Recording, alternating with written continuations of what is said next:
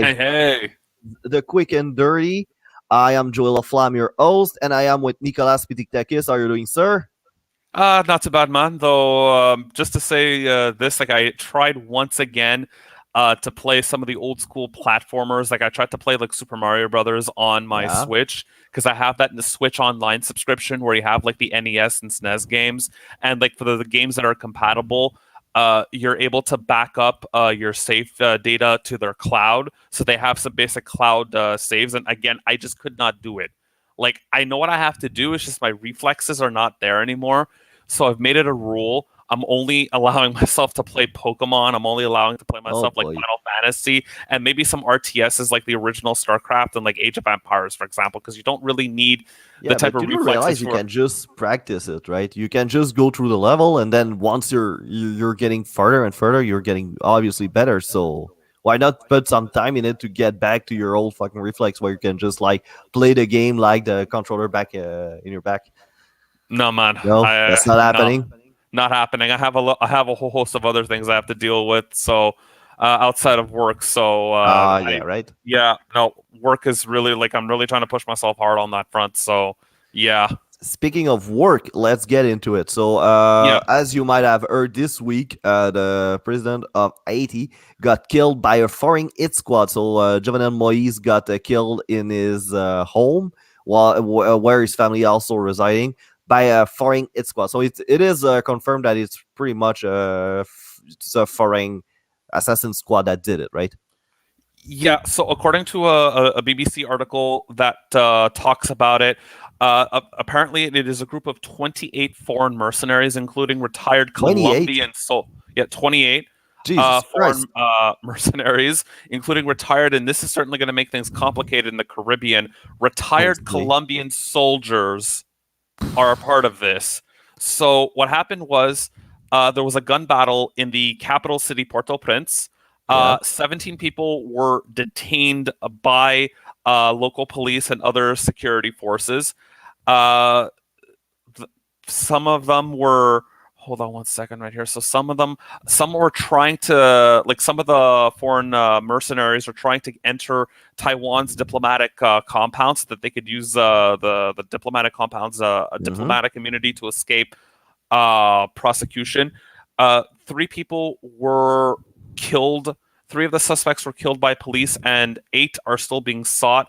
Obviously, a lot of the public were very outraged by this, and they were chasing after in a vigilante style manner some of the other suspects, helping police like hunt down some of the suspects that were hiding in bushes. Of course, given the vigilante nature of it, like those folks were killed, and like evidence pertaining to the attack was destroyed in the vigilante attacks. Oh shit. So basically they got attacked by a mob. Yeah. So I got to Um, admit I'm not too familiar with Asian politics for ethnocentric reason. So I'm kidding. But can you tell me more about Moise Jovenel, like what kind of president he was? I'm not as, to be honest with you as well. I'm not that familiar with what's going on. Though I just know that in general in Haiti, like the like the socioeconomic situation in the country isn't really that good. Yeah. Obviously, the country is still reeling after the natural disaster that occurred in 2010. Mm-hmm. So like a lot of infrastructure is still not there. A lot of, like, from what I understand, they have little to no like natural resources that they could use in a sustainable manner to build up their economy. I think the only thing that they have is like some tourism and some fishing, but then that's pretty much it. So anything like this could potentially lead to the destabilization of the country as a whole. Mm-hmm. Obviously, given that in this foreign mercenary squad, retired Colombian soldiers Yes. were involved. The Colombian government, of course, has pledged its full support in terms of investigating and getting any information about the attack. The Colombian, yeah. So the Colombian Police Director General Jorge Luis Vargas said the 14 former Colombian soldiers were thought to have been involved. The U.S. State Department will, of course, well, actually, the U.S. State Department is involved in this because there are two Haitian Americans Yeah, that were yeah, I read involved that. in this as well. Um, that's interesting. So, Yeah, according to this article, yeah. hey, So, Alessandro. yeah, there's apparently a former bodyguard at the Canadian Embassy in Haiti, a guy by the name of James Solange, who's about 35 years of age and is from Florida, was also implicated in this as well. Like it was just a sudden.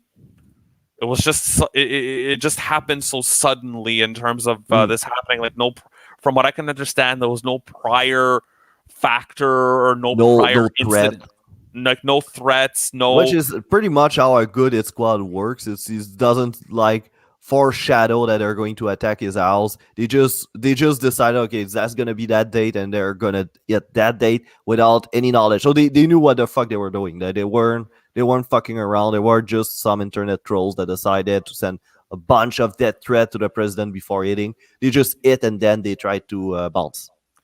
Well, apparently, according to a judge by the name of Clement Noel, who spoke to another outlet called Le Nouvelliste, said that the mission of this foreign hit squad Yeah. was to arrest the president, not to kill him. Oh So shit. Okay. yeah, so this Interesting. is certainly something that went, of course, completely by the wayside and completely just Uh huh. screwed everything up. Of course, members of the president's security detail, of course, were summoned by the Haitian government to account for the complete failure and No shit. complete failure to protect the president. Like kind of like what Yeah. happened when, for example, you had that man who attempted to go into 24 Sussex Drive and attempted to like interact or maybe cause harm to then Prime Mm. Minister Jean Chrétien.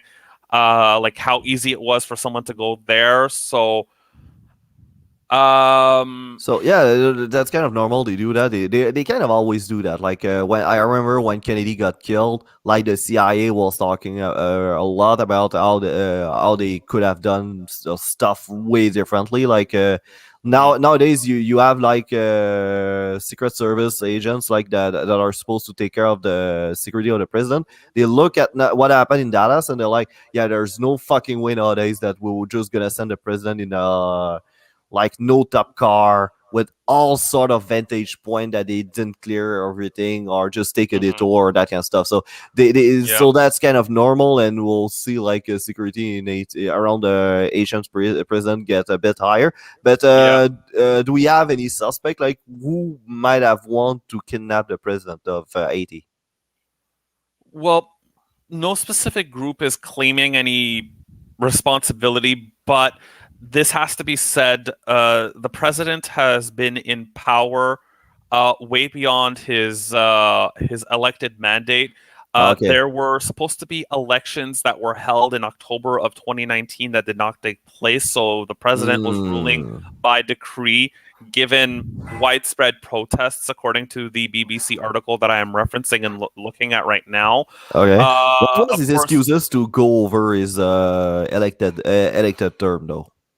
a lot of presidents, like in other areas around the world, would try to do stuff in that regard to try to like expand their mandate way beyond that what is considered Yeah. legitimate. Vladimir Putin did a couple of Y- times. Yeah. oh, of course. Xi Jinping. Yeah. Oh, of course. Uh, so, according to amendments to the Constitution of Haiti, though the Constitution of Haiti, like those amendments are not accepted by everyone, suggests that Mm. the Prime Minister, who is now in an interim, who was like just an interim Prime Minister, a man by the Yeah. name of Claude Joseph, uh, might take over, or a new appointee to the position of President Ariel Henry. Both have yet to be sworn in, and of course now there's this issue of both claiming to have some sense of legitimacy, like some sense of legitimacy towards succeeding as president, given the emergency situation. On Friday, a group of political parties signed a resolution proclaiming a new president, Joseph Lambert, Mm-hmm. with Mr. Henry acting as his PM. So this is going to be a very, very touchy moment Yeah. because according to like there are some certain key facts that have to be mentioned. So Haiti has a rough population of about 11, 12 Yeah. million 11 people. million and like Yeah, 59% of them yeah, living under the below poverty poverty line. line. Yeah, yeah, Yeah, and from 2004 to 2000 to 2017, those are years where the UN had peacekeeping presence, peacekeeping force in place, and just to show how I can imagine how justifiably traumatized they all are. yeah. Yeah, it was an earthquake. I was just reminded here. So 200,000 people were killed in the 2010 earthquake that occurred.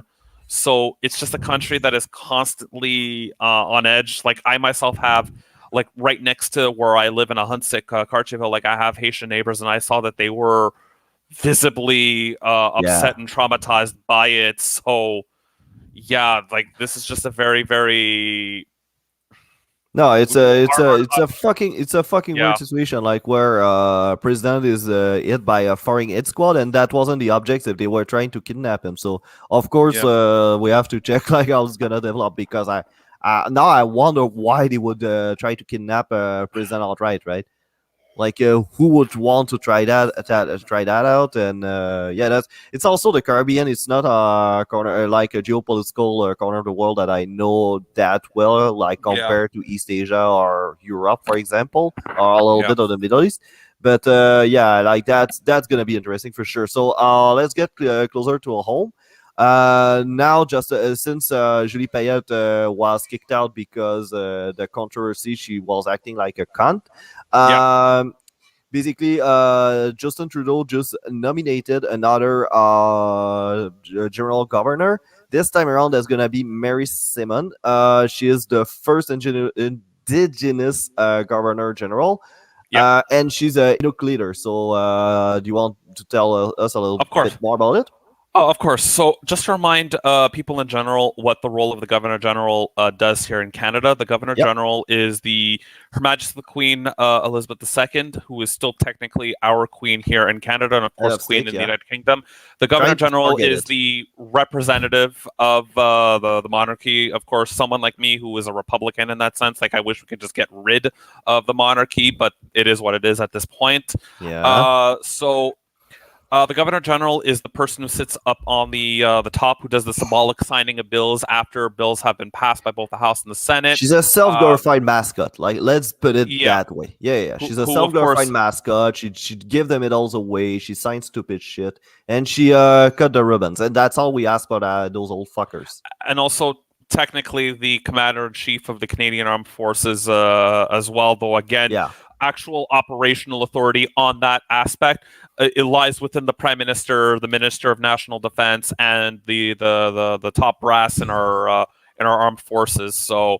Okay, so what has to be said, this is, of course, very historic in terms of reconciliation with indigenous peoples across from coast to coast to coast, given what is going on with with the tragic and harrowing discovery of like the 215 the yep, 215 unmarked graves and kids in Kamloops, and of course 700 and something in other areas. So this is seen as as like a step in the right direction on reconciliation and allowing for more indigenous representation in our institutions, but of course to allow an yeah. indigenous person to be the governor general.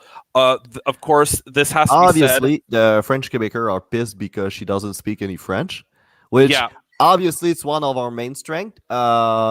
Taking a crisis that has nothing to do with us and make it about us. yeah. So obviously she's perfectly fluent in speaking, reading, and writing English. Though of course her other Obviously, language, for obvious reasons, is her native tongue of. If I'm definitely going to butcher this, so I apologize to her it's fine. indigenous Inuktitut language that is spoken a lot in northern Quebec, where like the Bay of James Bay and Yeah, other areas that is close to where Nunavut is currently.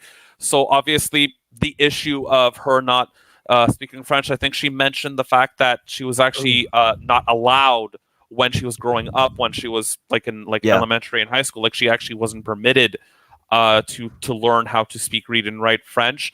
So Oh, this that's kind issue of of weird her, though. Like she wasn't it's permitted to speak French. she wasn't permitted to like to learn how to speak French in school way back in the day, which I find a little weird, but Yeah, it it is is. what it is on that front. So Yeah, obviously, just say shit like, you know what, motherfuckers, I already speak two languages. Fuck off. I know. Well, obviously, the minister of the minister responsible for our official languages policy, who just so happens to be my member of parliament, the Honorable Melanie Joly, has said Yeah. that the Governor General designate will take steps necessary to work on her proficiency in the French language because Canada Wait a is minute. Oh, jeez. um on the CBC article that I'm looking at, it doesn't make any mention as to how old she is, but certainly she is someone who is within Yeah. her like 60s or 70s, given how old she is already. But Yeah. certainly some people have picked up on learning languages even at that age.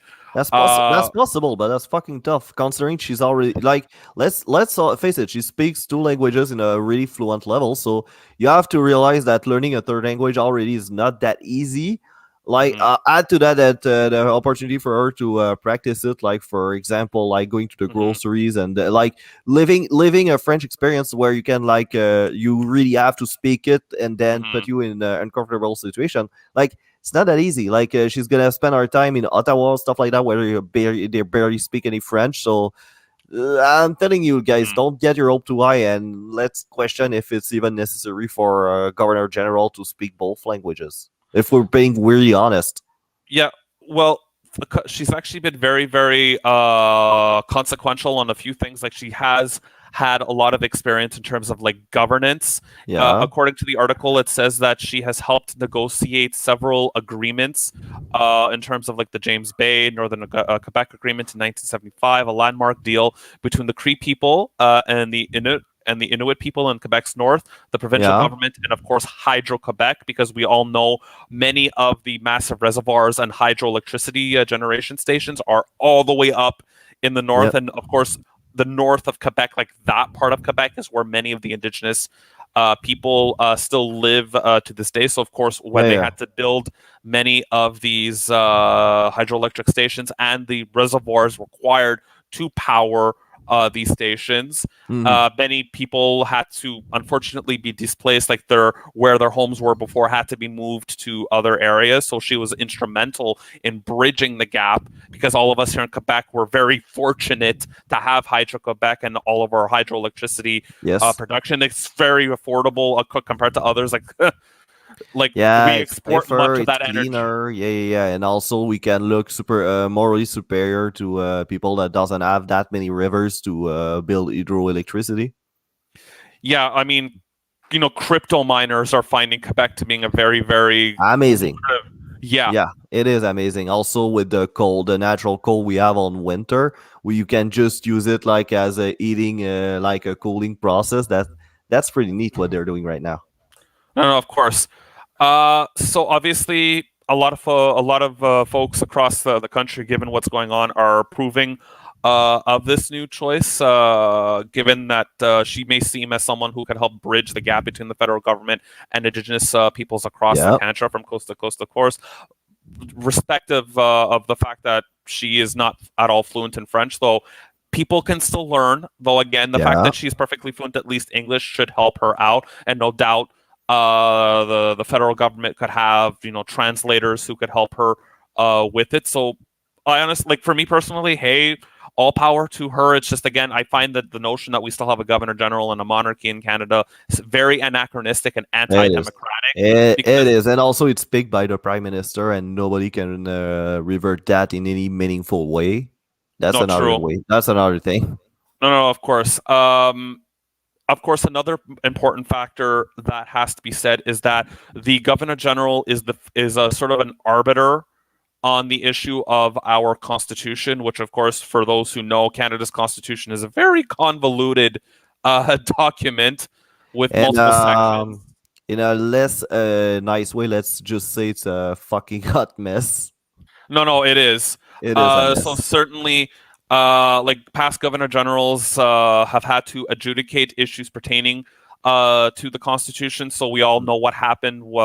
Like Mikhail Jean, who was the governor general back in the day when Harper was elected, when he had his two minority governments in 2006 and 2008. We all know Yeah. what happened with Harper and the prorogation Hmm. crises when the then Liberals, NDP, and Bloc Québécois attempted to form a coalition to seize power in the House, Yeah. while Harper was like, no, no, no, you have to be elected by the people first. So there was that tension that Mm. Mikhail Jean had to sort of resolve. And then, of course, the Governor General who was appointed after the Right Honorable David Johnston was actually asked by Harper because the Governor General serves a term of one term non-renewable of Yeah. 5 years. So from 2010 to 2015, Governor David Johnston was in office, but in 2015, of course, we had the election which saw Harper defeated and Justin Yeah. Trudeau gain his majority in the And House. she then he named Julie Payette. Then he named Julie Payette in and around 2017 because from 2015 to 2017, in the 2015 election, there was some uncertainty as to if any party would be able to get any sort of majority at that time. Oh, true. So Yeah, they yeah, needed because so Harper had asked David Johnston, who himself had a lot of knowledge of the Constitution, given that he yeah. had studied Canadian constitutional law back in the day, and at one point was like the dean of McGill University. He was asked by Harper to stay on for a couple of extra years just to have a constitutional failsafe to make sure someone at Mm. that level understood what had to be done if there was That's any kind. dispute. That's kind. So That's kind of weird because I thought that usually there were an alternance, like you would choose between, like when one time around you have a French, you put an English, and then if yeah, then after yeah, that, so logically our language she master she it shouldn't matter at all. Like we picked an indigenous right after French Quebecer that shit in the shovel for some reason. So of course. Well, also just to say this, actually, former Prime Minister Jean Chrétien in 2002 appointed Mary Simon Canada's first Arctic ambassador yeah, when there was, of course, issues of Canadian sovereignty over the north, like over like Nunavut and the Northwest Territories, and that's like true. Yeah, yeah, yeah, we have issues with the Russians, and I think there's China in the party too. But what's interesting also, yeah, that kind of come with that notion of to who belongs the north of the planet, yeah, like yeah, the Arctic. So yeah. so She that's was kind of in. interesting. She's kind of in the mix as a governor general. No. She's had that experience as well. Plus, also she was Canada's ambassador to Denmark. So the fact that she has a good understanding of the Constitution, the fact that she has prior experience being like the former ambassador to another Yeah. country, Denmark, and also the fact that she's helped negotiate treaties between Indigenous people and other levels of government and other crown corporations, which Hydro Mm, Quebec technically is a crown corporation, it is. like the CBC, for example, but at the federal level. All of that experience could help her become a very effective governor Uh, general in That's the interesting future. because a lot of people have that notion that a governor general is pretty useless and they're just like a self-glorified mascot, like I said at the beginning. But yeah, that's quite interesting. That's a nice choice as a governor general. Like if she has like real experience as a like in terms of statecraft and that kind of stuff, so that can be interesting. So let's get to the last subject of the day. So basically there's Justin Trudeau now that is getting ready for election. He's getting on election mode since his Yep. minority government. You have to realize that at At every any time, point, at any point yeah, any like given this. time like this, like he said, you can go in election. So there, it's always electoral campaign every time you see a minority government. So basically there's a Trudeau now that has trimmed his beard to look more presentable, and now he's Yeah. announcing a lot of projects, uh, being the last the prime minister is going to have to win the election. So what do you think about all this? Like, what did he propose, and what do you think about any of this? Well, certainly, I mean, if you're like, you would do whatever you can to try to get as many votes as possible, because that's Yeah. usually what happens in these announcements when you make these Uh-huh. announcements in areas where you feel you can get those votes. So, what, for example, is happening, and I'm going to reference an article on CTV News from their BC division. So, the federal government, for example, is promising up to $1.3 billion for an extension in Surrey Langley for their SkyTrain service. So, for those who don't know that well, the BC, like Vancouver, Victoria area, the SkyTrain effectively is their above ground tram, like a transit system Yeah. that residents use to get, go to work, go to see family, and all that. So the federal government is making announcements, sort of helping to fund this expansion because the SkyTrain is a very important piece of infrastructure for residents of Vancouver and Surrey and all that. Mm-hmm. Um, so you saw that, and of course, we've seen similar announcements made by other cabinet ministers across Canada, saying that they want to fund additional rail infrastructure that is not high speed; it is high frequency. So, meaning what Mm. high frequency means, of course, is, for example, like what we see in the STM, for example, where in peak hours it's high frequency, in that one metro cart passes the station every 5 minutes when it's rush hour, for example, or like in certain bus lines, like the 171, for example, here in Ahuntsic and Ville Saint Laurent, where I'm at. Like the one bus passes by every 5 minutes to pick up people and to get people moving. Yeah. Yeah. So you're seeing a lot of announcements of, like, for example, building a train, like a high frequency train line from Quebec City to Toronto, but instead of going through Montreal, because Montreal is obviously very congested, in that they would actually potentially go through Laval. Yeah. Uh, And like for then me, if you have to go to Montreal, it will just take off and like go on a train that leads to Montreal, which is not impossible. no, it's not impossible. I mean, many Mm. of the, like, Via Rail and other, like even Amtrak, because like we do have Amtrak access in Montreal. Like all of Yeah. that stops at the La Gare Centrale at Bonaventure Metro. So for me personally, like I think these announcements and principles are good ideas, because we need to, because given the reality of climate change and given what we saw, especially in Western Canada, and in like the Western United States, like Yeah. Washington State, Oregon, and like California, that heat wave and that record temperatures of almost 50 degrees centigrade, like that certainly is scary. So Yeah. the more people we can get off the roads, and the more people we can get using more, like, cleaner Public ways of getting around, transportation. Yeah. Yeah. like public transportation, trains. Like for me, if like for me personally, around Montreal, if I'm given the opportunity to use the train, like I would take the train, like the Exo Montreal trains. Like I love taking the trains. Like I live close to like one of the train stations, Bud Boulogne, on Yeah. the Lucien Lallier Saint Jerome line. If ever I have an opportunity to take that line to go downtown to Lucien Lallier, or to go to my doctor's office close to Vendôme, I would take that opportunity, because the train, it's a more direct route, and it is a faster route instead of my having to take the bus and Okay, metro. just a quick question though. Like, Yeah, what do you think about those prime minister, okay, that are yeah, about to go of to course. elections, and they're promised billion and billion and billions of dollars of project, so as they are going to elections, and they can just pick and choose the moment they're going on elections? Like, is it? Do you think it's kind of an unfair advantage as being the Oh, prime it is. minister? No, no, it is. Yeah, it is. It It is. is. Okay. You're the prime minister. You don't like these stops don't have to be charged to the political party, because technically Yeah. they're not officially in election season. Thus, when they're in election season, the prime minister and the cabinet ministers are, and the other members of the governing party are cut off from Hmm. government resources, like government planes, government infrastructure, in getting around. Though, if in an election there's like a national emergency, or there's an immediate, like, national security emergency, Yeah. I do know that the prime minister and the cabinet ministers only are allowed to use government resources to get back to Ottawa, resolve the situation, and Hmm. then to go back out to the, because we do need that Yeah, yeah. You cannot have flexibility. a prime minister that goes like, "Wait, I have an election to run." No, no, of Like, course. yeah, yeah. If there's a massive crisis, like a fucking foreign country trying to invade us, you cannot. Like, can you wait a little 2 weeks because I still have an election to win? So obviously, like, if there's something major coming in, they need to kind of suspend the election in some ways. Yeah, yeah, that makes sense. But No, no, makes sense. aside No, of that, certainly. that's kind of fucking weird, though.